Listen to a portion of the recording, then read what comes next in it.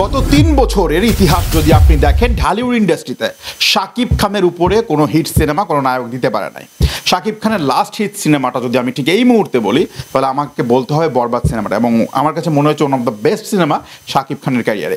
বরবাদ সিনেমার পরিচালক হচ্ছে মেহেদী হাসান হৃদয়, এবং এই হৃদয় তার প্রথম সিনেমায় শাকিব খানের মন আসলে কেড়ে নিয়েছেন, এবং শাকিব খান নিজে অ্যানাউন্স করেছেন যে হৃদয় তার প্রথম ছবিতে যে ক্যালমাটা দেখাইছেন আমার কাছে মনে হয়েছে যে এই ছেলেটা অনেক দূর যাবে, এবং আমি আসলে হৃদয়ের প্রতি কৃতজ্ঞ হয়ে পড়েছে। আমি আসলে কল্পনা করতে পারিনি ও এত ভালো কাজ করবে। এখন কথা হচ্ছে যে মেহেদী হাসান হৃদয় আগামী ঈদুল ফিতরে আরও একটি সিনেমা করতে চলেছেন, এবং সেই সিনেমার নায়ক হচ্ছে শাকিব খান, এবং সেটাও বরবাদের মতো বিশাল একটা বাজেটের।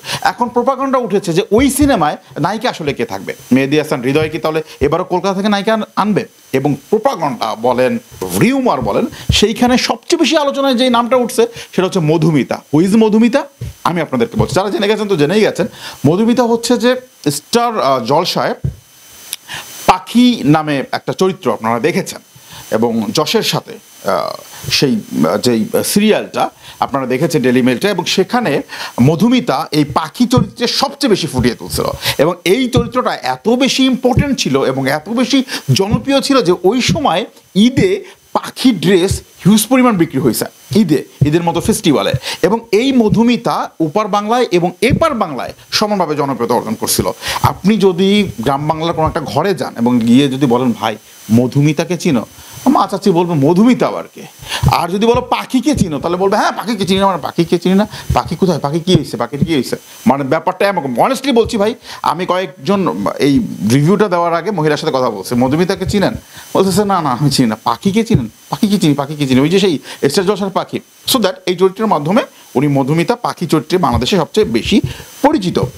শাকিব খানের সাথে এই মধুমিতা নাকি সিনেমা করবে, এবং বরবাদ সিনেমার পরিচালক মেহেদী হাসান হৃদয়ের দ্বিতীয় প্রজেক্টে শাকিব খান এবং মধুমিতাকে দেখা যাবে। মধুমিতার যদি হাইট দেখেন, মধুমিতার যদি অভিনয় দক্ষতা দেখেন, মধুমিতার যদি গ্ল্যামার দেখেন, কোনো অংশে ইধিকার থেকে কম নয়।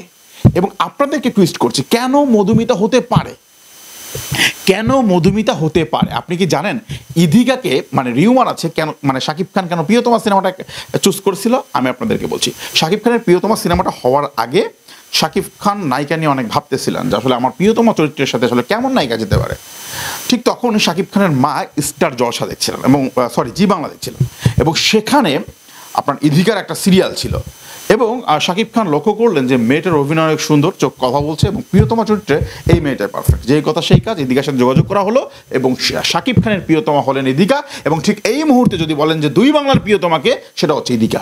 ওকে গেল।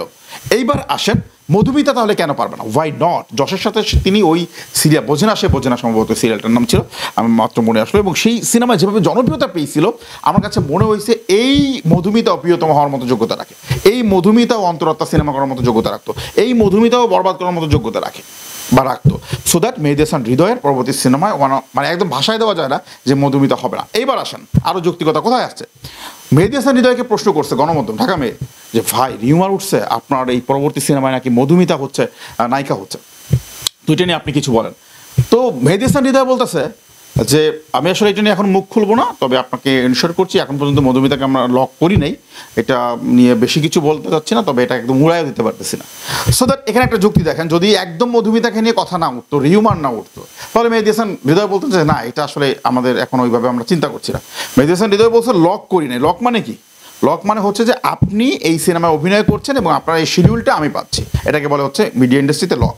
তার মানে হচ্ছে মধুমিতার সাথে কিছু একটা চিন্তাভাবনা চলছে, প্রাথমিক কথোপকথন হচ্ছে। সো দ্যাট দর্শক আপনাদের কাছে প্রশ্ন, বোঝে না সে বোঝে না এই সিনেমার যে নায়িকা রয়েছেন মধুমিতা, এই মধুমিতা যদি আপনার শাকিব খানের বরবাদ সিনেমার পরিচালক যিনি রয়েছেন মেহেদী হাসান হৃদয় তার দ্বিতীয় প্রজেক্টে কাজ করে, সেই ক্ষেত্রে আপনার কাছে কি মনে হয়েছে যে ইদিকা পালের ওই জায়গাটা আসলে তিনি ভালোই কামব্যাক করতে পারবেন?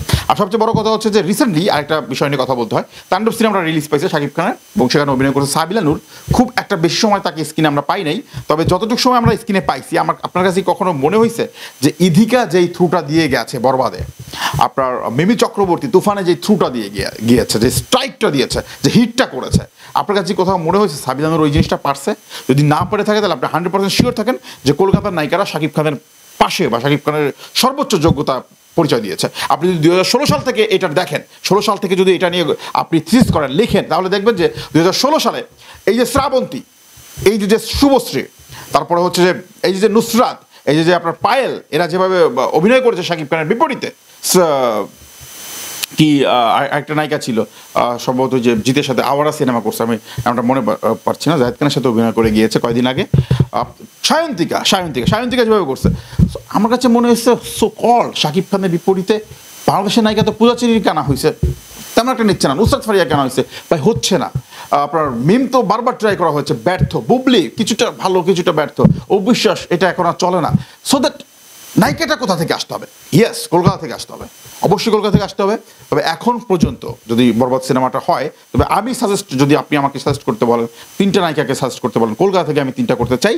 প্রথম হচ্ছে যে আমার চুজে থাকবে হচ্ছে কোয়েল মুখার্জি, এরপরে থাকবে হচ্ছে কোয়েল মল্লিক, কৌশানী মুখার্জি, এবং এরপরে থাকবে হচ্ছে যে আপনার যে মধুমিতা পাখি। সো দ্যাট আপনি কোয়েলের শিডিউল যদি পান, আমার কাছে মনে হচ্ছে, আমি জানি না যে কোয়েল এখন আসলে যেই গল্পর যে চরিত্রটা সেটার সাথে আসলে কতটা যুক্তিযুক্ত, তবে কোয়েল আমার কাছে মনে হচ্ছে শাকিব খানের বিপরীতে যদি অভিনয় করে সেটা একটা বাড়তি কিন্তু ক্রেজ বহন করবে এপার বাংলায়। দেখছিলেন নিউজ এক্সপ্রেস, সঙ্গে ছিলাম আরিয়ান সাকিব টোটো।